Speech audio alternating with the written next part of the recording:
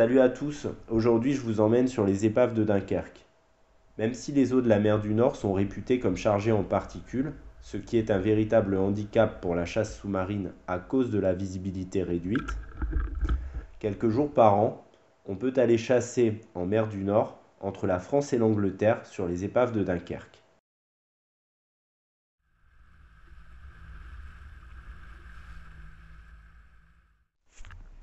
Ces sorties exigent une logistique très rigoureuse concernant la météo, les courants et les marées.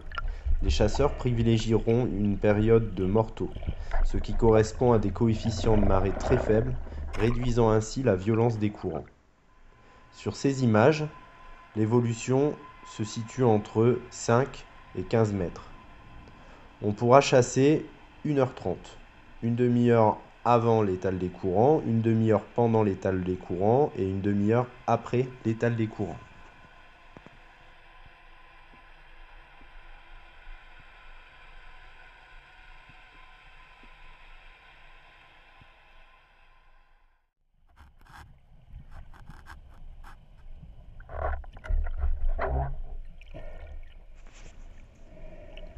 Nous sommes au mois de juin. On considère que le bar arrive en côte à partir du mois d'avril, dès que l'eau a atteint une température de 13 degrés. Le poisson est encore très nerveux en avril. Il refait connaissance avec cet environnement qu'il a abandonné pendant plusieurs mois. Il est à la recherche de nourriture. La période de reproduction est terminée.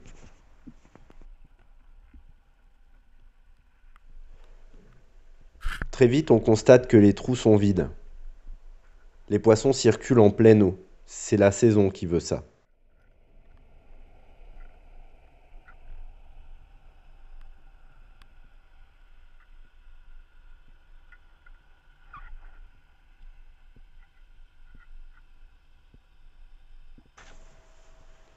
Au mois de juin, les poissons sont davantage habitués à leur environnement. On voit qu'ils sont en confiance, comme s'ils étaient maîtres des lieux. Leur comportement a changé, ils sont beaucoup plus curieux. Pour les attirer, les techniques de bruit sont efficaces, avec la gorge ou en imitant les lançons en grattant le sable à la main par exemple. Pour autant, où que l'on chasse, il faut rester plus discret, le plus possible, et se fondre avec ce milieu où l'homme est un intrus.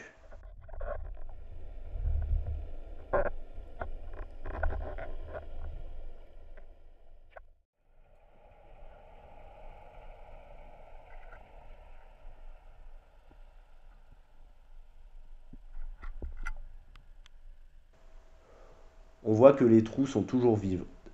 En juin, les poissons ne sont pas encore fixés. Ça arrivera un peu plus tard, plutôt vers juillet ou août.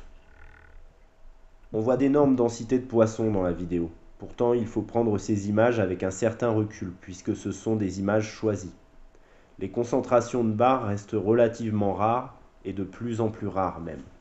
Il faut savoir qu'en mer Celtique, en mer du Nord et en Manche, on est soumis à des quotas sur le bar en pêche de loisirs.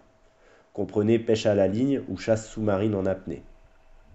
En 2015, pour la première fois, la Commission européenne impose un quota de 3 bars par jour et par personne. Puis, dès 2016, ce quota est réduit à 1 et 6 mois de moratoire de janvier à juillet.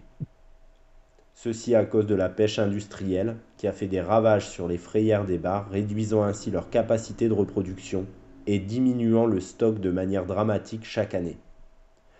Aujourd'hui, ils sont eux-mêmes soumis à 6 mois de moratoire.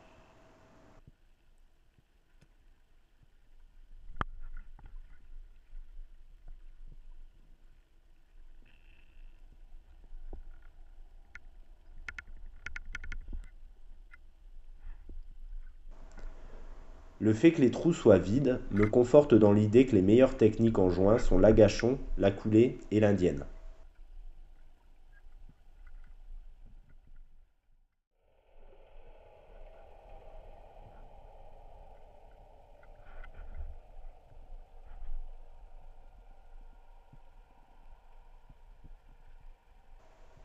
Parfois, sur certains agachons, on peut voir arriver une vingtaine de bars ou plus, entre 3, 5, 6 kilos.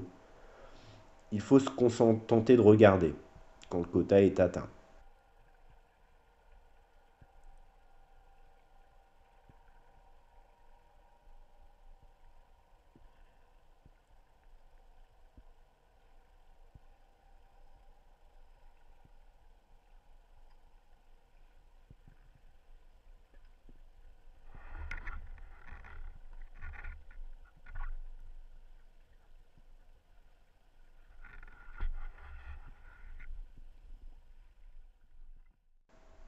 La technique de la coulée peut payer quand elle est effectuée très proprement.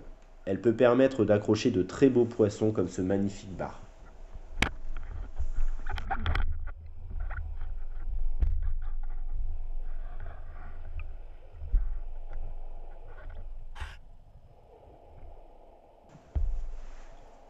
Sur ma ceinture, on voit que j'ai aussi accroché une morue. Celles-ci sont aussi assujetties à des quotas, limitant en mer du Nord les prises à 6 morues par jour et par personne.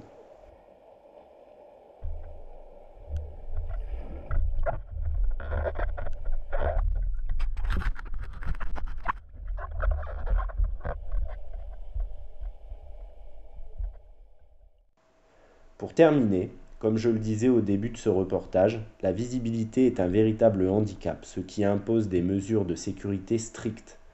Pour trouver le poisson, il faut savoir avoir les yeux partout, et parfois même se contorsionner pour tirer derrière soi.